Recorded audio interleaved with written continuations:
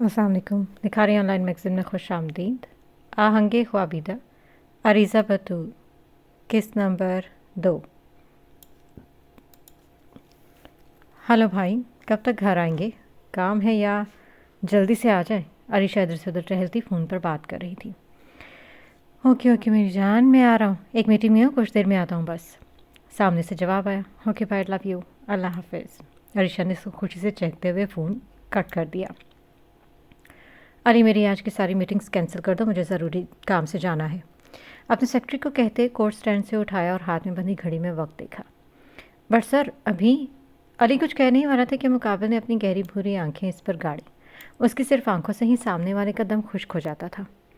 सुर्ख सफ़ेद रंगत, दराज कद, डार्क ब्राउन बाल जिन्हें जेल से सेट किया गया था, गहरी भूरी आंखें जिनसे हर कोई पनाह मांगता था, डार्क ब्राउन हल्की बियर्ड जो उसके चेहरे पर खूब जचती थी, पर चेहरे पर भला की संजीदगी और गुस्सा अल्लाह की पनाह। लेकिन इस संजीदगी में भी सईद ग़ज़वान आलम किसी को भी बआसानी अपनी तरफ मायल करने की सलाहियत रखता था। Sorry sir, I mean okay okay sir, Ali ने जल्दी से कहा। आखिर वाकिफ़ था सामने वाले के मजाज से, पर डील बहुत बड़ी थी जो वो कैंसिल करने का कह चुका था, तो बस इसलिए उसने कहना चाहा। पर सईद ग़ज़वान काज़मी की एक नज़र काफ़ी थी ये बताने के लिए कि फ़ैसला हो चुका है। Good, you may go now, संजीदगी से उसे कहते अपना कोट हाथ पर डालते झुककर मेज़ से फ़ोन उठाया। ऐसा ही था आलम पैलेस का ये पहला चश्मा चराग, जिसकी ज़िंदगी अपने काम के गिर्द ही घूमती थी। पर ऐसा नहीं था कि वो फैमिली को टाइम नहीं देता था।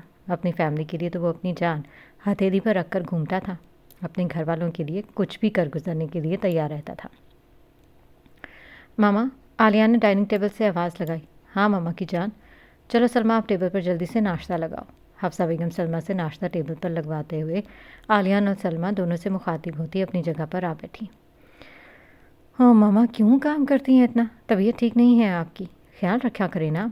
हाजिम पीछे से आते हुए बोला। आओ बैठो मामा की जान, हफ्सा बेगम ने हाजिम को बराबर वाली चेयर पर बैठने का इशारा करते हुए कहा।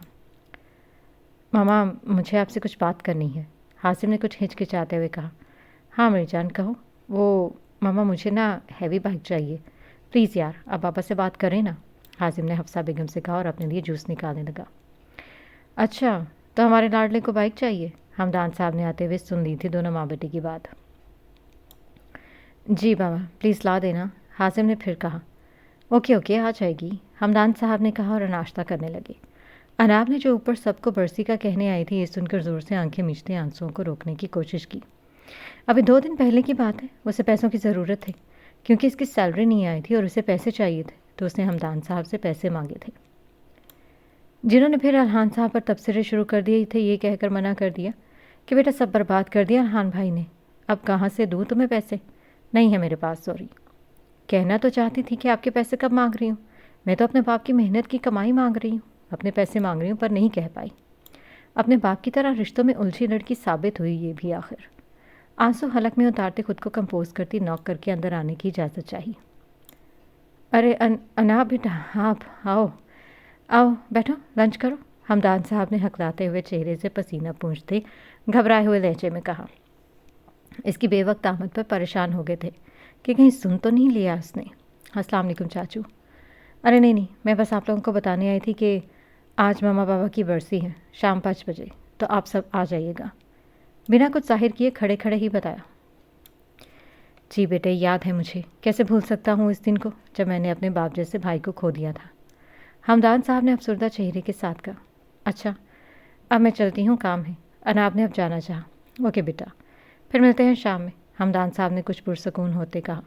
मुतमईन हो गए थे कि चलो सुना नहीं उसने। अनाब फ़ौरन नीचे उतर गई। हाँ बाबा जान, ये रिश्ते इतने बेहस क्यों होते हैं? क्या दौलत इस कदर खून पर हावी हो जाती है? रोते हुए से हर चीज़ फिर से याद आने लगी। किस तरह इस सब के अकाउंट्स बंद कर दिए, घर का बिल वगैरह सब देने से मना कर दिया कि अरहान भाई तो अपना हिस्सा क्या मेरा भी तबाह कर गए हैं। मैं नहीं उठा सकता ये खर्चे, जबकि इनकी अपनी आसाइशें दिन ब दिन बढ़ती ही जा रही थीं। हर बार अपने बाप के लिए बुराई सुनकर वो पागल होने के दर पर होती थी, और पर फिर दारिया को देखकर बर्दाश्त कर लेती और हिम्मत कर लेती थी तो ये भी अल्हान साहब की बेटी। रिश्ते हर चीज़ से ज़्यादा अजीज़ थे, बस रिश्ते थे यही गनीमत समझती थी, चाहे नाम के थे पर काफ़ी थे। दारिया घर आकर सो गई थी, जबकि खुद वो कामों में लग गई थी। कुछ देर में हानि भी आ गई थी उसकी मदद के लिए, और फिर दोनों ने मिलकर सब काम ख़त्म किए थे।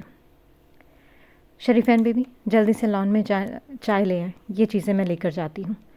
जनिया ने मुख्तलिफ चाय के लवाजमा ट्रे में रखते हुए कहा। शरीफैन बीबी यहाँ कई सालों से काम कर रही थी और बिल्कुल घर की एक फ़र्द की तरह थी। सब इनकी बहुत इज्जत करते थे। जी बेटा, आप चले, मैं आती हूँ, शरीफैन बीबी ने चाय निकालते हुए कहा। सब बाहर लॉन में बैठे इधर उधर की बातें कर रहे थे। ये आलम पैलेस है जो सईद अमान आलम और हमना बेगम ने बहुत मोहब्बत और लगन से बनवाया था। एक बहुत वसीम मरगले पर फैला ये घर एक पैलेस ही लगता था। काफ़ी साल पहले सईद अमान आलम की डेथ हो चुकी थी, पर अल्लाह के करम से हमना बेगम का साया सर पर कायम था, जिनसे घर भर में सुकून की लहर कायम थी और रौनक बरकरार थी। बेशक बुज़ुर्गों का सर पर होना भी एक बहुत बड़ी नेमत है। यहाँ अमान शाह के 2 बेटे मुकीम थे। बड़े बेटे दाऊद आलम, जिनकी शादी आलिया जाहिद से हुई थी, जो अमान आलम के दोस्त की बेटी थी। इनके 2 बेटे थे। सबसे बड़ा 29 साला ग़ज़वान आलम, बिजनेस की दुनिया का बेताज बादशाह, और इनसे 4 साल छोटा सईद रोहान आलम, नटखट, शरारती। इन साहब ने अपने भाई के साथ ही ऑफिस ज्वाइन कर लिया था। दूसरे नंबर पर आते हैं सईद असवंत आलम। इनकी शादी अपनी कज़न शमाइला से हुई थी, जो इनका साथ ज़्यादा ना दे सकी, और दूसरी बच्ची की पैदाइश के कुछ माह बाद ही खाल की हकीकी से जा मिली। इनके 2 बच्चे थे। सबसे बड़ा 26 साला सईद अबान आलम, गंदमी रंगत, हल्की भूरी आंखें, काले बाल, सबसे प्यार करने वाला, पर गुस्से में बिल्कुल ग़ज़वान का परतू था। अभी नया नया एमफिल का भूत चढ़ा था और अभी साहबजादे उसे ही पूरा करने में लगे हुए थे। फिर इससे 2 साल छोटी जिनिया, जो बहुत खामोश तबा थी, अपने आप में रहने वाली, पर थोड़ी नकचड़ी सी, पर दिल की अच्छी थी। सुर्ख सफ़ेद रंगत, स्याह आँखें और स्याह बाल, जो सिर्फ कंधे तक ही रखना पसंद करती थी। तालीम मुकम्मल कर चुकी थी। तीसरे नंबर पर आती हैं अमान आलम की बेटी तहसीब। इनकी शादी गैरों में हुई थी, पर दोनों की बन न सकी और अर्शिया के पैदाइश के 2 साल बाद दोनों ने अपनी राहें अलग कर ली थी। इनकी एक ही बेटी थी, अर्शिया, जिसे तलाक के बाद तहसीन यहीं लेकर आ गई थी। सब ने अर्शिया को बहुत प्यार से रखा, पर बाप की कमी तो फिर बाप की कमी होती है। ये आलम पैलेस का असूल था। रात का खाना और शाम की चाय सब साथ खाते और पीते थे। इसी तरह तमाम मसरूफियत के साथ भी एक फ़ैमिली टाइम हो जाता था। क्या बात है भाई, आज हमारा बेटा इतनी जल्दी कैसे आ गया ऑफिस से? दाऊद साहब ने चाय पीते हुए ग़ज़वान को आते देखते कहा। एक हाथ में कोट डाला हुआ था, आसीने कोहनी तक फोल्ड की हुई थी और सफ़ेद हाथों की नीले नसें बहुत वाज़ेह थीं। मुनासिब चाल चलता इन तक आया, चेहरे से थका थका सा लग रहा था। दाऊद साहब ने अब ऑफिस से छुट्टी ले ली थी, इसीलिए घर पर पाए जाते थे और हफ्ते में 1 आध दफ़ा ऑफिस का चक्कर लगा लेते थे। अरे क्या हो गया है मेरे बच्चे को? खबरदार जो कुछ कहा। खुद अपना वक्त भूल गए क्या? यही हाल था तुम्हारा भी। सब पता चला हमें क्यों गुस्सा आता है। हमना बेगम आंखें दिखाते बोली। अरे अम्मा, आप भी ना, कुछ नहीं कहता आपके चहीते को। दाऊद साहब ने कानों को हाथ लगाया। बस बाबा, काम हो गया था और अरीशा की कॉल भी आई थी। कहाँ है वो? ग़ज़वान ने बैठते हुए कहा। हाँ पता है मुझे क्यों इंतज़ार कर रही है वो तुम्हारा। बता रही हूँ मैं, ज़रा जो इस मामले में बोले तुम, बिल्कुल कहीं नहीं जाएगी वो। हमना बेगम पहले ही बताना ज़रूरी समझा। क्या हो गया दादो, सही से बताएं क्या मसला है? ग़ज़वान ने कोट चेयर पर रखते हुए कहा। अपनी लाडली से पता चल जाएगा तुम्हें, आने दो ज़रा उसे। हमना बेगम ने घूरते हुए कहा। ओके देखते हैं, पता तो चले पहले ये मसला क्या है। ग़ज़वान ने आराम से टेक लगाते कहा। जिनिया ने इनकी तरफ चाय का कप बढ़ाया, जिसे उसने थाम लिया। बाबा, आपकी तबीयत ठीक नहीं है, प्लीज़ मेरी बात मान ले। मैंने बस कह दिया ना आपसे कि मैं मैनेज कर लूँगी, तो फिर क्यों नहीं मेरी बात मान रहे? बस बहुत हुआ, नो आर्गुमेंट। अब मैं ऑफिस देख लूँगी, आप आराम करेंगे घर पर। हाई वेस्ट ट्राउज़र, उस पर ढीली काली शर्ट पहने मगरूर चाल चलते इब्राहिम साहब के बिस्तर के सामने रखी कुर्सी पर बैठी और एक अदा से दिलकश अंदाज में तराशे गए ब्राउन बालों को उंगलियों में फंसाते दाएं से बाएं कंधे पर डालते हुए कहा, जैसे ये इसकी रोज़मर्रा की आदत हो। पेशानी के करीब की लेयर कट थी, उसके चेहरे को बहुत खूबसूरत अंदाज में घेरे हुए थी, जो इसकी तीखे जबड़े और बुलंद गालों की हड्डियों को मज़ीद नुमाया कर रही थी। मुनासिब कद, शफाफ चेहरा, जिन पर चमकती कांच सी बड़ी बड़ी सहरज़दा सुरमई आँखें, जो देखने वाले को अपने सहर में जकड़ने की सलाहियत रखती थी। میرا آپ کو انٹرسٹ نہیں بزنس میں نا، اس لیے میں منع کر رہا ہوں اور میں مینیج کر لوں گا بیٹا. And see I am fit and fine my pretty girl. انہوں نے کھڑے ہو کر دکھانا چاہا. ڈونٹ یو ڈے بابا، لیٹے رہیں. My lead and what is the girl? ہاں، call me lady brave and beautiful lady, okay? مصنوعی خفقے سے بھری آنکھیں پٹپٹاتے کہا. اس کی صدا پر تو ابراج صاحب کو اس پر ٹوٹ پر پیار آتا تھا. اسے ہاتھ کے اشارے سے پاس بلایا. یقین جانیے بابا، میں دل سے سب سنبھالنا چاہتی ہوں. آپ فکر مت کریں، بہت جلد آپ کو پروف دوں گی کہ میرال ملک از دا بیسٹ. ان کے پاس آتے، ان کے سینے پر سر رکھتے اور آخری بات مسکرا کر چہرہ اٹھا کر انہیں دیکھتے شرارتی انداز میں کہی. آئی نو میرا بچہ، you are the best, but میری جان آپ کی آرٹ گیلری کا کیا پھر؟ انہوں نے اس کے بال پیچھے کرتے پیار سے کہا. وہ جانتے تھے کہ اس کی آرٹ گیلری اس کا جنون ہے. بابا آئی مینیج. آپ کو بھروسہ نہیں ہے کہ آپ نے اکلوتی بیٹی پر؟ شرارتی انداز میں کہا. آپ پر بھروسہ تو اپنے آپ سے بھی زیادہ ہے میرے بچے. جیسا میرا بیٹا کرے گا ویسے ہی ہوگا. بس خوش؟ اس کی پیشانی چومتے کہا. جی بابا، بہت زیادہ خوش. ان کے گلے لگتے ہوئے اس نے کہا. ابراج ملک، ملک کنسٹرکشن کے مالک، کم عمر میں ہی والدین کی وفات کے بعد کراچی آ گئے تھے. اپنے دن رات کی محنت سے انہوں نے آج ملک کنسٹرکشن کو آسمان کی بلندیوں پر پہنچا دیا تھا.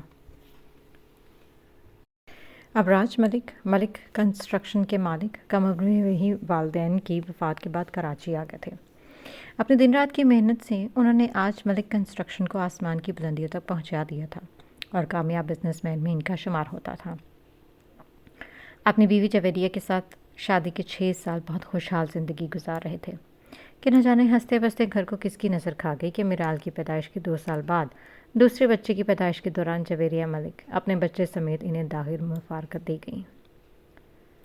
اور اس دن سے آج تک ابراج صاحب نے اپنے جینے کی واحد وجہ میرال ملک کو بہت نازوں سے پالا ہے اور کسی قیمتی متاع کی طرح سنبھال کر رکھا ہے. اس کی ہر خواہش، ہر ضد پوری کرنا ابراج ملک ایسے پوری کرتے تھے کہ جیسے یہ ان پر واجب کیا گیا ہو. مختصر یہ کہ اس پیاری سی لڑکی میں ان کی جان ہے اور اس پیاری سی مگر مغرور حسینہ کی جان بھی اب کے بابا میں ہی ہے. باپ کے آگے اس پاگل لڑکی کو کچھ نظر نہیں آتا، یہاں تک کہ اپنا آپ ہی نہیں. اپنے بابا کے بعد اس کے لیے کچھ معنی رکھتا تو وہ تھی اس کی آرٹ گیلری، جہاں ایک رنگوں کی دنیا تھی. اور یہ رنگوں کی شہزادی، رنگوں سے کھیلنا اس کا جنون تھا. پڑھا اس نے بزنس تھا اپنے بابا کی خواہش پر، لیکن کرتی یہ صاحبہ پینٹنگ تھی. واٹ ربش، ایسے کیسے نہیں جا سکتا میں؟ ٹیم ابھی وہ اسی وقت میرے جانے کی تیاری کرنے اور میں بتا رہا ہوں ان لوگوں کی لائی گئی تباہی تو پھر شاید کنٹرول میں آ جائے گی. پر اگر اس کو کچھ ہوا تو وہ تباہی لاؤں گا کہ جسے سنبھالنے والا نہ تو اس روئے دنیا میں کوئی بھی کبھی کوئی تھا اور نہ ہو سکتا ہے. Are you in your senses? It's an order, you can't violate the orders. اپنے غصے پر قابو پاتے انتہائی ضبط سے کہا. پریشانی سے ماتھے پر بل تو اس کے بھی آ گئے تھے، پر کمال مہارت سے اپنے آپ کو پرسکون رکھا. Go to hell with your orders. وہ مر جائے گا. وہ لوگ جانور ہیں، درندے مار دیں گے اسے.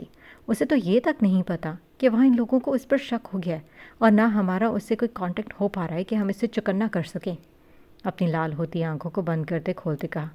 ریلیکس، وہ اپنا خیال خود رکھ سکتا ہے، یا پھر یہ کہوں کہ تمہیں اس کی قابلیت پر شک ہے؟ سامنے بیٹھے شخص نے اسے مطمئن کرنے کی غرض سے اس کی لال انگارہ ہوتی آنکھوں میں آنکھیں ڈال کر چیلنجنگ انداز میں کہا. ان کی بات سنتے اس کی شدت جذبات سے اپنے آگے رکھے پانی کے گلاس کو اٹھا کر سامنے لگی LED پہ مار دیا. وہ بلا کیسے اس کی قابلیت پر شک کر سکتا تھا؟ کیسے کہہ دیا انہوں نے؟ میں اسے بہت اچھے سے سمجھ رہا ہوں جو آپ کرنا چاہ رہے ہیں، پر ایک بات سن لیں، میں آج شام ہی جا رہا ہوں، پھر چاہے جو سمجھنا ہے شوق سے سمجھیں آپ. I don't care. ایک لمحے کو آنکھیں بند کی اور پھر سامنے بیٹھے شخص کی آنکھوں میں آنکھیں ڈالتے کہا. تم کہیں نہیں جاؤ گے، ورنہ تم جانتے ہو کہ آگے پھر میں کیا کروں گا.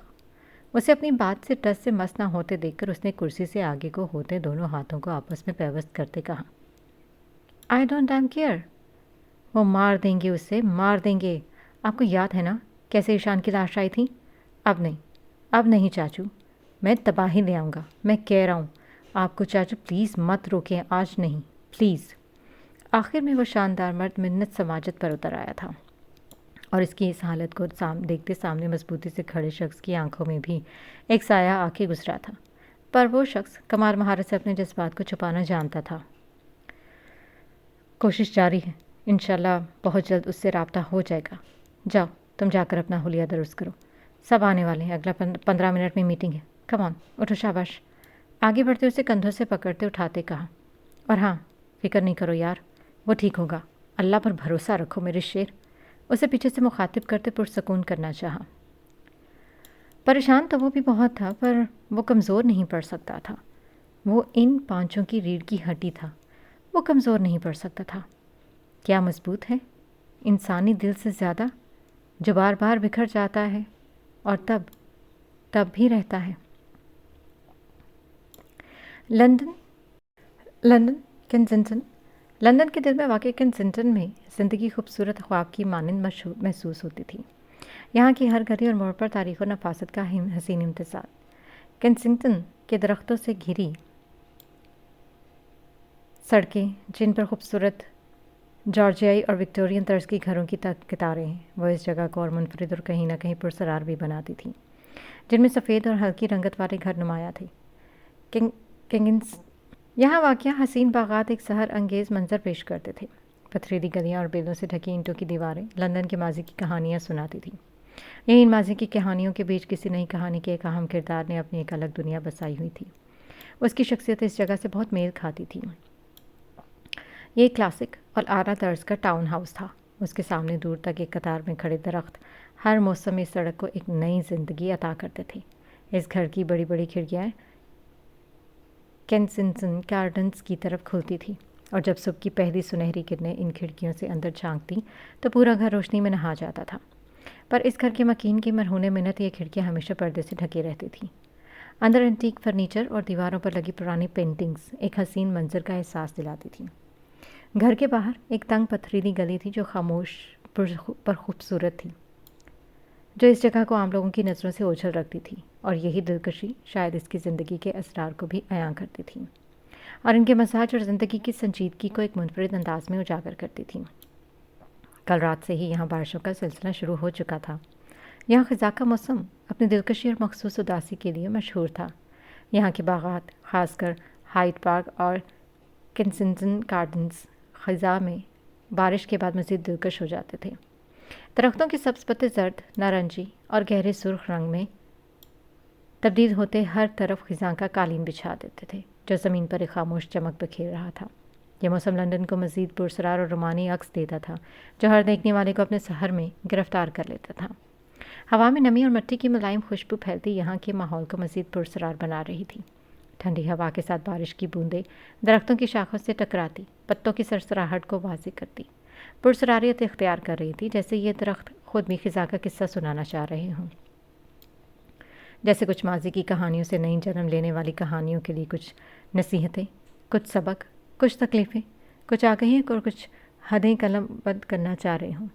جیسے انجام سے وہ آگاہ کر رہے ہوں اور اس راہ کا مسافر بھی بنا رہے ہوں جس کی منزل کوئی نہیں جانتا کہ آیا وہ اس خزاں کے بعد آنے والی بہار کے موسم جیسے ہوگی یا خزاں کا موسم طوالت اختیار کر جائے گا۔ سو کر اٹھنے کے بعد اس نے معمول کی طرح جوگنگ کے لیے قریبی پارک کا رخ کیا ہی تھا، پر بارش ہوتے دیکھ گھر سے منسلک بار میں لگے شیڈ کے نیچے جا کھڑا ہوا۔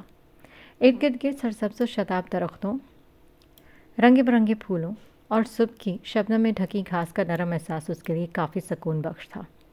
ہاتھ بڑھا کر بارش کی بوندوں کو محسوس کرتے ایک چہرہ اس کی آنکھوں کے سامنے لہرایا۔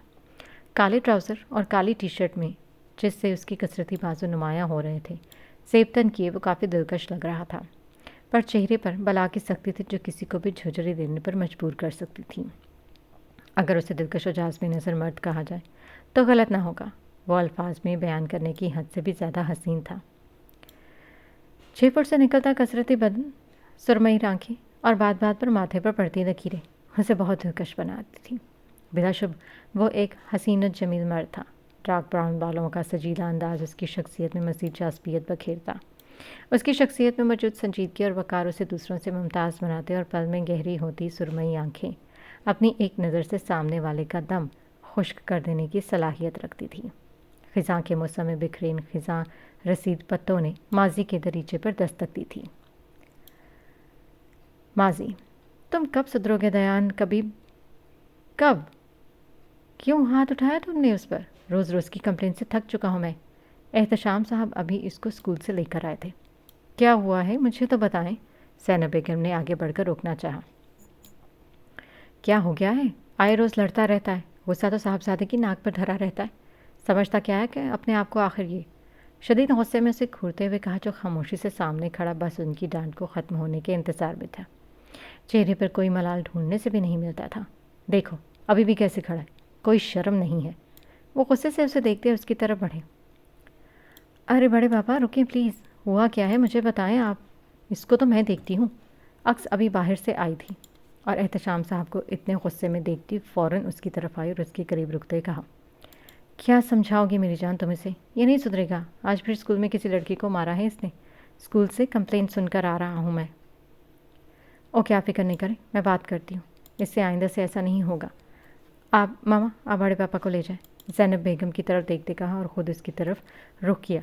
तुम दी बैठ जाएं पहले, थकी हुई हैं। अभी वो कुछ कहती कि सोफ़े की तरफ इशारा करते नॉर्मल से अंदाज में बोला। उसे एक घुरी से नवाजते वो सोफ़े पर बैठी। तुम भी बैठो, मेरा मुंह क्या देख रहे हो? अब बताओ क्या है ये सब? उसे बैठने का कहते आगे सवाल किया। आपको पता है कि मैंने ऐसे ही हाथ नहीं उठाया होगा। उसने ज़ुहान का मारा था और तो तुम भी पलट कर मारोगे? दिमाग ठीक है तुम्हारा? अभी वो बोल ही रहा था कि अक्स ने उसे घूर कर देखते हुए कहा, बिल्कुल। अगर आइंदा भी ऐसा हुआ तो फिर मैं यही करूँगा, सॉरी टू से, क्योंकि कंप्लेन बहुत दफ़ा कर चुका हूँ। तो अब ये भी मत कहिएगा कि कंप्लेन करते हैं एटसेट्रा एटसेट्रा। माथे पर बिखरे बालों को पीछे करते कहा, ओके मैं कल चलूँगी तुम लोगों के साथ, पर आइंदा तुम ऐसा नहीं करोगे। हर मसले का ये हल नहीं होता। हाँ मैं मानती हूँ उसने गलत किया, पर तुमने क्या अपनी आखिरी कोशिश भी की कि मामला बिना लड़े हल हो जाता है? क्या अब जब तुम नहीं होगे तो इस मौके को गनीमत जानकर ज़ुहान बदला नहीं ले पाएगा? तुम फिर मारोगे, वो फिर ज़ुहान को मारेगा। क्या ये हल सही लगा तुम्हें? था तो वो भी उसी क्लास का बच्चा ना। तुम उसे प्यार से समझाते, थोड़ा सा अपने भाई को भी डांट देते और दोनों की दोस्ती करवा देते। ये ज़्यादा बेहतर नहीं था? दिमाग से सोचकर कदम उठाया करो लड़के। आइंदा न देखो, वरना मुझसे बुरा कोई नहीं होगा। उसे समझाते घूरते उसके कंधे पर हल्का सा हाथ मारा। सॉरी, आइंदा ख्याल करूँगा। और हाँ, आपसे अच्छा कोई नहीं है। उसकी तरफ देखकर शरारती मुस्कुराहट उछालते कहा, जाओ जाकर फ्रेश होकर आओ, खाना खाने आओ नीचे, और इसी तरह से बड़े पापा को जाकर तहम्मुल से पूरी बात बताकर सॉरी करो। एक आईब्रो उठाकर उसे देखा था। नेवर, ना, वो गुस्सा करेंगे।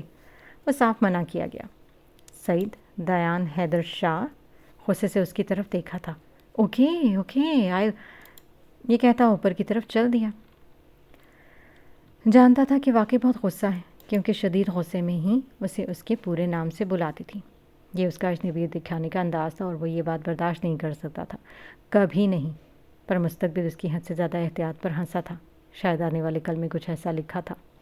और फिर उसने पहले ही जाकर एहतशाम साहब को सब बताकर समझाया था कि अपनी जगह तो वो सही भी था। प्लीज़ इसकी अपॉलॉजी एक्सेप्ट कर लीजिएगा। और फिर ऐसा ही हुआ था। एहतशाम साहब ने दयान की सॉरी एक्सेप्ट कर ली थी। आखिर बाप थे और था भी इनका इकलौता बेटा। टूट कर चाहते थे, पर इन्हें ज़ाहिर करना कभी नहीं आया था। और माँ बाप को ऐसा ही करना चाहिए कि अगर बच्चा खुद अपनी गलती एक्सेप्ट कर ले या इसको सही तरह से सब बता दे, तो इसको इसके अंदाज में भी सोच कर देखे, माफ़ भी करें, ताकि आइंदा भी चाहे कुछ भी हो जाए वो आपको सब बताने की हिम्मत रखता हो। क्योंकि बच्चों के मामलात, इनके मसले, वो क्या कर रहे हैं क्या नहीं, ये जानना आज का सबसे बड़ा मसला है बड़ों का। ये अगर आपको पता होगा तभी आप बच्चे को सही या गलत की पहचान करवा सकते हैं। और ये सब खुद इस बच्चे से ज़्यादा बेहतर आपको कोई नहीं बता सकता। अचानक इतने खुशगवार मौसम में भी उसे घुटन महसूस हो रही थी। एक वक्त था जब वो उसे समझाती थी पर समझती भी थी, उसके साथ खड़ी होती थी, चाहे गुस्से में ही सही। और आज वक्त कहाँ ले आया था इन्हें, पूरी दुनिया के खिलाफ जाकर भी इसका साथ देने वाली, कदम कदम पर उसे राह दिखाने वाली, समझाने वाली, आज उसके सामने उससे अलग होकर खड़ी थी। हाथ साथ नहीं थी, पर उसे हैरत इस बात की थी कि आज भी, अब भी। हाँ, क्या करेंगी आप जब अपने कहे गए अल्फाजों को अपने सामने देखेंगी? और एक गहरी सांस हवा के स्पुर्द करते अंदर की तरफ बढ़ गया। आ गई आपकी चहीती बेटा जी, अब पूछ लें इन्हीं से कि क्यों बुलाया इस तरह आपको। दादू ने इस लड़की को घूर कर देखा जो बड़े मज़े से अपने भाई के बराबर वाली कुर्सी पर बैठी थी।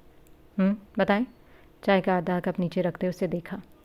بھائی آپ تو بہت اچھے ہیں، آپ میرے سب سے اچھے بھائی ہیں، بلکہ میری زندگی کا میرا سب سے اچھا رشتہ ہے۔ آپ میری ہر بات مانتے، کبھی میری آنکھوں میں آنسو بھی نہیں آنے دیتے، اور مجھ سے بہت زیادہ پیار کرتے ہیں نا؟ کرتے ہیں نا؟ ڈرامے بازی تو ختم تھی اس لڑکی پر، ایسی شکل بنائی ہوتی کہ بس معصومیت روز ایسے ختم ہو محترمہ پر۔ ہاں بھائی کی جان، بالکل۔ چہرے پر آتی مسکراہٹ روکی تھی۔ کسی کی ضرورت سے زیادہ ایک بات بھی برداشت نہ کرنے والا اس کی ڈرامے بازی خاموشی سے برداشت کرتا تھا، بلکہ انجوائے بھی کرتا تھا۔ وہ بھائی رات میں نا میری دوست کی بہن کی مائیوں ہے، تو ماما جانے نہیں دے رہی ہیں، اور نانو ماموں سب ان کے ساتھ ہیں، بس ذرا لیٹ نائٹ تک فنکشن چلے گا، اس لیے آپ پلیز ماما سے کہیں نا، وہ آپ کی بات کبھی نہیں ڈالتی، پلیز۔ روتی صورت بنائی۔ وہ جب یہاں کرنے والا تھا چپ ہو گیا۔ سب کو پتا تھا لیٹ نائٹ تو اسے اپنے بھائیوں کا گھر سے نکلنا نہیں پسند، بہن کو کہاں اجازت دیتا۔ بھائی پلیز۔ اسے دیکھ کر اس کی آنکھ سے ایک آنسو گرا تھا۔ کہاں برداشت تھا اسے کہ عزیز جان بھائی کا اپنی کسی بات کو رد کرتے دیکھنا۔ بہت مان سے اکڑ کر رہتی تھی وہ اپنے بھائی پر۔ میں پھپھو سے بات کروں گا، آپ تیاری کرو جانے کی، اور زینی آپ کے ساتھ جائے گی، اس کے آپ دونوں کو ریحان لے جائے گا، پر 11 بجے تک گھر پر ہوں آپ، اوکے؟ غیر محسوس انداز میں اس کی گال پر بکھرا آنسو صاف کرتے اس کا گال تھپ تھپایا تھا۔ وہ بے شک اس کی آنکھوں میں آنسو نہیں دیکھ سکتا تھا، بچوں سے یہ چیز تھی جو وہ اس پر یہ کبھی ظاہر نہیں کرنے دینا چاہتا تھا کہ اس کے رونے کی وجہ سے اسے کسی بھی بات کی اجازت مل جائے گی۔ اگر کہیں وہ یہ نہ سمجھنے لگے کہ آنسو کو ڈھال بنا کر اگر گہری کھائی میں بھی کودنے کی اجازت مانگے گی تو مل جائے گی۔ اسے اجازت دینی تھی تو دے دی، اس بات میں اتنا مسئلہ نہیں ہوگا، اس لیے مل گئی۔ اس لیے نہیں کہ یہ بات غلط تھی، پر اس کے آنسو کی وجہ سے غلط بھی ماننا پڑی۔ بالکل نہیں، بچوں کو یہ عادت ہم ہی ڈالتے ہیں، انہیں کسی بات سے مسلسل روکتے روکتے ان سے آنسو دیکھتے چپ کرواتے اور بات مان لیتے۔ یہی تو غلط ہے، انہیں یہ اندازہ ہونا چاہیے جو غلط ہے وہ غلط ہے، منع کر دیا تو کر دیا، پھر چاہے وہ روئیں گڑ گڑائیں یا آنسو بہائیں، جو ٹھیک نہیں وہ کسی حال ٹھیک نہیں۔ ان کو یقین ہونا چاہیے کہ اگر منع کر دیا گیا تو بس پھر وہ ہمارے لیے دہکتی ہوئی کھائی ہے، اور ہاں جو باتیں آپ کے قابو میں ہیں اور آپ مان سکتے ہیں تو پھر مان جائیں۔ بچوں کو ہر دھرم ہم خود بناتے ہیں، انہیں بلیک میل بھی بنانے والے ہم ہی ہوتے ہیں۔ ظاہر ہے بچوں نے ان ہتھیاروں کا فائدہ دیکھا ہوتا ہے، جبھی تو اس قدر استعمال کرتے ہیں، ورنہ انہیں کوئی وہی تو نہیں آئی ہوتی کہ اس طرح ان کی باتیں مسلسل انکار کرنے والے ان کے بڑے یکدم سب کچھ مان لیں گے۔ اپنے انکار کو اتنا عرصہ اور ان آنسوں کو اتنا مضبوط نہ بنائیں کہ پھر وہی ان سب کا مضبوط ہتھیار بن کر انہیں زندگی بھر کے لیے مفلوج کر دیں۔ یہاں حیدر ولا میں برسی رکھی گئی تھی جو اپنے اختتام پر تھی۔ سب کھانا کھا کر اناب سے مل کر جاتے جا رہے تھے۔ ارے کتنے اچھے لوگ ہیں، بھائی کے بچوں کو سینے سے لگا کر رکھا ہے، ورنہ کہاں ہوتے ہیں آج کل کے زمانے میں ایسے لوگ۔ ہاں واقعی یہ تو ہے، بڑی قسمت ہے بچیوں کے جو ایسے چاچا چاچی ملے۔ خواتین باتیں کرتے اناب کے پاس آئیں۔ اچھا بیٹا اب ہم چلتے ہیں، اپنا اور اپنی بہن کا خیال رکھنا، اور ہمیشہ اپنا چاچا چاچی کی عزت کرنا۔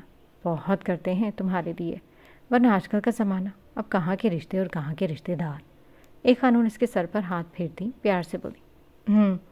محلے کی خواتین کی باتیں سن کر اناب کے چہرے پر ایک افسردہ سی مسکراہٹ آئی، اور ساتھ ہی چند آنسو اس کی آنکھوں میں، جنہیں خاموشی سے اس نے ہاتھ کی پشت سے صاف کیا۔ لوگوں کو بے وقوف بنانا کتنا آسان ہوتا ہے نا۔ انسانوں کی اس خود غرض دنیا میں مسکراہٹیں اکثر نقاب کا کام کرتی ہیں، جہاں مہربانی کے لباس ہوتے ہیں جن پر خود غرضی پوشیدہ ہوتی ہے۔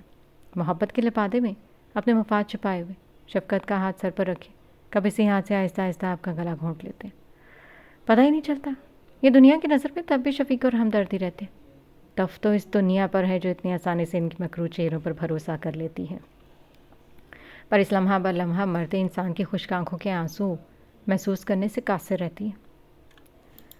سخاوت کے لباس میں جو خود غرضی چھپائے فریب چہروں کے لیے بڑے بڑے قول و فعل تو کسی کے حصے میں تو خود ہی جنت لکھ دیتے ہیں یہ دنیا والے۔ سب کے جانے کے بعد اناب نے گھر والوں کے لیے کھانا لگایا۔ داریہ تو قرآن خوانی کے بعد ہی اپنے کمرے میں بند ہو گئی تھی۔ اسے ان لوگوں میں بالکل انٹرسٹ نہیں تھا جو چہروں پر کئی مکھوٹے لیے گھومتے ہیں، ان مطلبی رشتوں سے بے انتہا نفرت کرتی تھی، پر صرف اناب کی وجہ سے خاموش رہتی تھی، کیونکہ اناب نے اسے ہمیشہ ان سب سے پیار محبت سے رہنا ہی سکھایا تھا، اور ہمیشہ یہی سمجھایا تھا کہ اگر دل محبت پر راضی نہیں ہوتا تو نہ صحیح، پر تمیز کا دامن ہاتھ سے کبھی نہیں چھوڑتے۔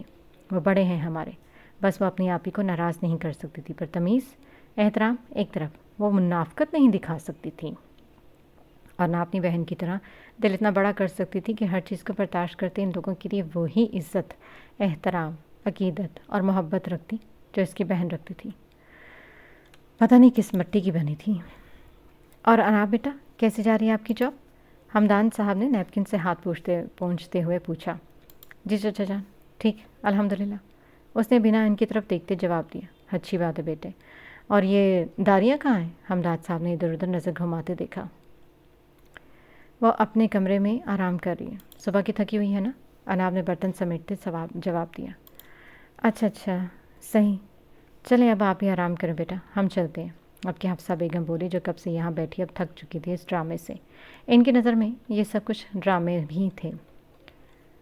हाँ भाई चलें, हमदान साहब ने भी उठते हुए कहा। अक्स बीबी, आपको ज़ैनब बेगम नीचे बुला रही हैं, मेहमान आ चुके हैं। हीरा ने अपनी लंबी चुटिया को घुमाते कहा। हीरा 17 साला मुलाजमा थी, जो अभी 2 महीने पहले ही इनके यहाँ काम पर लगी थी। कितनी बार कहा है कि मुझे ये बीवी नहीं कहा करो, और जहाँ मामा को कहो आ रही हूँ मैं। अक्स ने उनकी तरफ देखते हमेशा से कहा जुमला दोहराया। फिर क्या कहूँ जी? हीरा ने आंखें पटपटाते ही कहा। बाकी सब की तरह आप ही कह दिया करो, या ऐसा कुछ भी जो तुम्हारा दिल करे। अक्स ने अपना दुपट्टा सही से सर पर ओढ़ते हुए कहा। ठीक है बीबी जी, हीरा ने कहते ही ज़बान दांतों तले दबाई। हीरा, अक्स ने उसे घूरा। सारी बीबी, मेरा मतलब है आप ही। हाँ आप ही, अब नहीं होगा जी, मुस्कुराते हुए कहकर वो उसके कमरे से भागी। पागल। पीछे से अक्स सर झटक गई। जब वो नीचे आई तो सब वसी और इस ड्राइंग रूम में बैठे बातों में मसरूफ़ थे। उसे देखते एहतशाम साहब उठे और उसके पास आते उसे अपने घेरे में लेते मेहमानों के पास आई थी। हाँ भाई, पहचाने? अबराज कौन है ये? उसे साथ लगाते अबराज साहब बोले। अरे ये कहीं हमारे ज़िशान की छोटी सी प्यारी सी शहज़ादी तो नहीं? अबराज साहब ने एक हाथ की मुट्ठी बनाते थोड़ी पर रखते मुस्कुराहट दबाते सोचते हुए कहा। हाँ भाई बिल्कुल, ये हमारी प्यारी सी होनहार बेटी अक्स हैदर शाही है, हमारी जान। वैसे अक्स बेटे, क्या आपको याद है, आपकी तो बहुत अच्छी दोस्ती थी मिराल बेटी से। खैर आपको अब कहाँ याद होगा, आप तो बहुत छोटी थी जब ये जनाब ये मुल्क ही छोड़ गए थे। अबराज साहब को देखते हुए बोले। ये हमारे और आपके बाबा के दोस्त अबराज मलिक, और ये इनकी प्यारी सी बेटी मिराल अबराज मलिक, तारुफ करवाया। वही नकचिड़ी सी मिराल याद है, जो आपके इर्द गिर्द किसी को बर्दाश्त नहीं करती थी? अबराज साहब ने ज़िशान साहब के जिक्र पर अक्स की आंखों में नमी देखते माहौल को हल्का फुल्का करना चाहा। मिराल इनकी बात पर शर्मिंदा सी होकर इन्हें देखने लगी। अक्स ने पहले अबराज साहब को मुस्कुराकर सलाम किया और फिर मिराल की जानिब रुख किया। मुझे अपनी ये निकचिड़ी सुरमई गुड़िया बहुत अच्छे से याद है, कैसी क्वीन ऑफ किलर्स, ये कहते हुए उसे गले लगा गई। मिराल जब यहाँ से गई तो 5 साल की थी। कुछ उसे याद था, पर इतने सालों के दौरान ने एक झिझक सी हायल कर दी थी। पर अक्स के एक्सा कहने पर गले लगाने पर इसकी आंख से 1-2 आंसू गिरे थे, जिसे बिना किसी की नज़रों में लाए वो साफ़ कर गई। वो हैरान नहीं थी अपने लिए क्वीन ऑफ किलर्स का नाम सुनकर। ये लड़की तो इसके असल से वाकिफ़ थी, इसके जुनून से वाकिफ़ थी। ठीक, आप कैसी हैं? मैं भी ठीक, आओ बैठो। फिर कुछ देर सब बातें करते रहे, और जब बड़ों की बातों से मिराल की बोरियत की इंतहा थी, उसने नज़र घुमाते इधर उधर देखा, और जब सामने नज़र सोफे पर बैठी अक्स और उसके इर्द गिर्द बैठे आईना, अरहम और नैन पर पड़ी तो इसे यह मंजर बहुत ही हसीन लगा, जहाँ अरहम और नैन हंसते हुए आईना के किसी बात पर चिढ़ा रहे थे, और आईना अक्स से आंखों ही आंखों में इशारे से शिकायत करती रोहानसी हो रही थी, जिस पर अक्स ने घूर कर दोनों को देखा और तीनों को बाहर चलने का इशारा करते खुद भी जाने के लिए उठ गई। मिराल को इन बहन भाइयों का ये मंजर बहुत दिलफरेब लगा था। वो हमेशा अकेली रही थी, और जो कुछ वक्त पाकिस्तान में गुजारा था वो तो इसमें भी जो हसीन यादें थी तो वो इसी घर के मकीनों के साथ मिली थी। वह हमेशा से अपने आप में रहने वाली अक्स के हमेशा इर्द गिर्द घूमती थी। सब इतने नकचिड़ी, मगरूर और बिगड़ी हुई आफत की दुनिया कहते थे, क्योंकि इसकी कभी किसी से नहीं बनती थी सवाए अक्स के। पर अब दोनों के बीच इतना वक्त आ गया था कि वो अक्स से बात करते हुए झिझक रही थी। अक्स की नज़र जब उठते हुए इसके बेजार चेहरे होते पर पड़ी तो वो उसकी जानिब आई।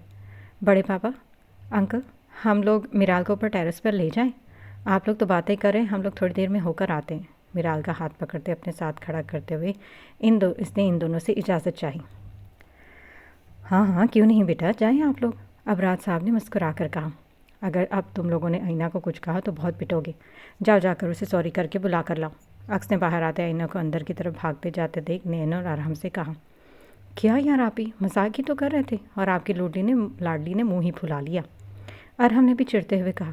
نین چلو ارحم لے کر آئے آپ ہی کو، آپ ہی کی پری کو. اس کے نین پکارنے پر نین نے بھی تنزیہ کار دونوں چل دیے اسے منانے.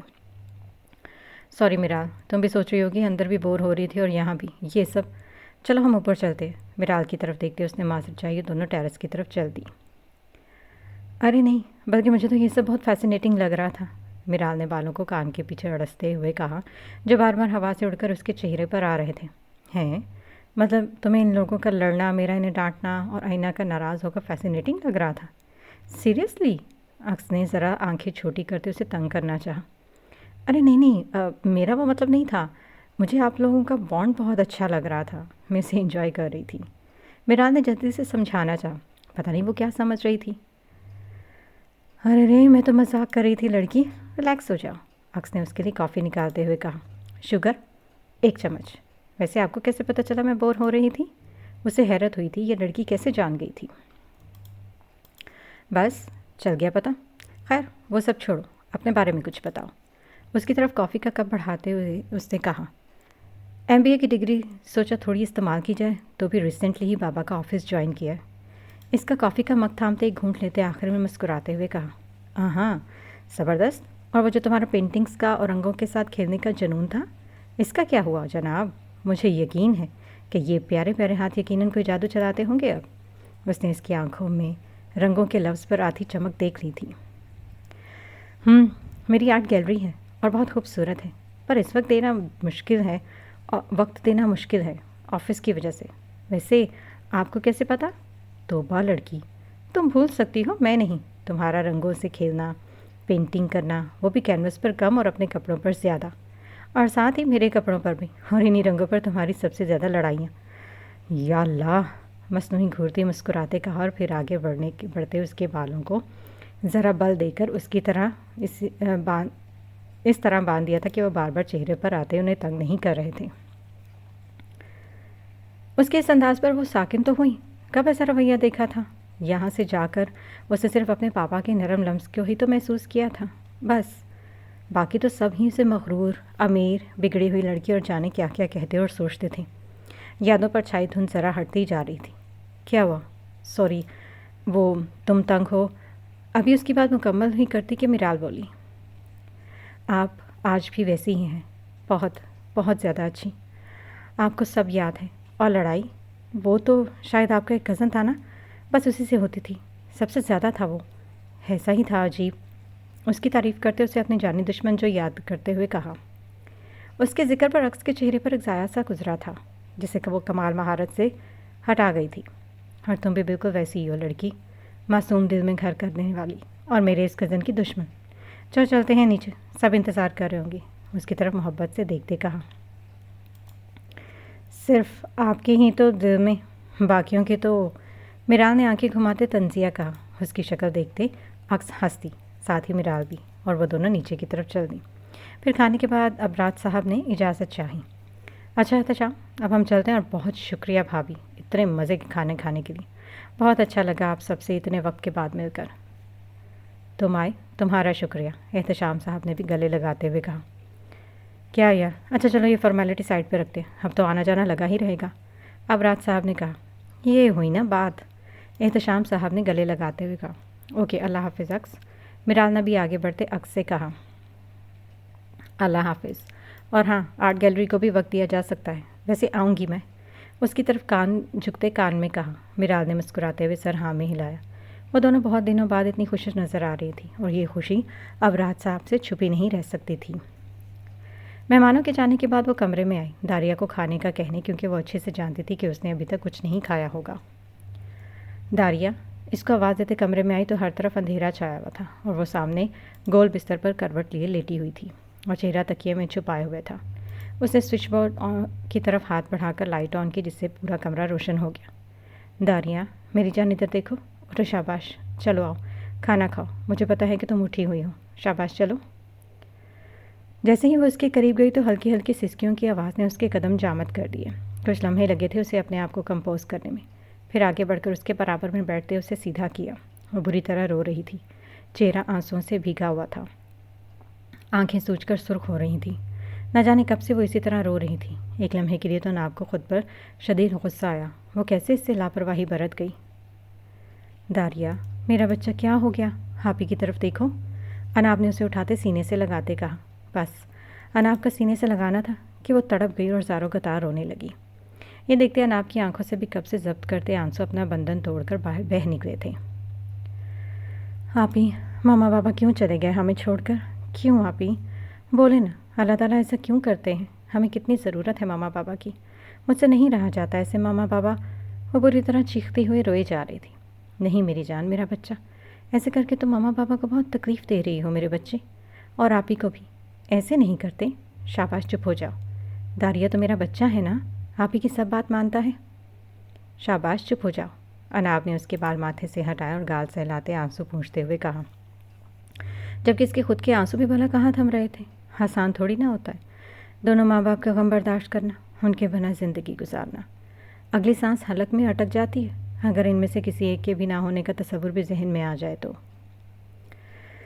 وہ دونوں تو پھر اس اذیت سے اتنے سال سے صلح کرنے کی کوشش کر رہی تھی۔ ہاں بالکل، انسان کو یہ جو ہم کہتے ہیں نا کہ صبر آ جائے گا آ جائے گا، ایسا بالکل نہیں ہوتا۔ کسی کو صبر نہیں آتا، بلکہ سب اپنے اپنے غم اور اذیت سے لڑتے جھگڑتے روتے دھوتے آخر میں صلح کر لیتے ہیں۔ صلح کا مطلب یہ بالکل نہیں ہوتا کہ اب انہیں تکلیف نہیں ہوتی یا وہ بھول گئے ہیں۔ اس کا مطلب تو یہ ہوتا ہے کہ انہوں نے اپنے آپ سے معاہدہ کر لیا ہے کہ وہ اب انہیں اپنا غم کب اور کہاں دکھانا ہے، اب کب انہیں رونا ہے، کب اپنی اس غم اور تکلیف کو نقصان کو وقت دینا ہے۔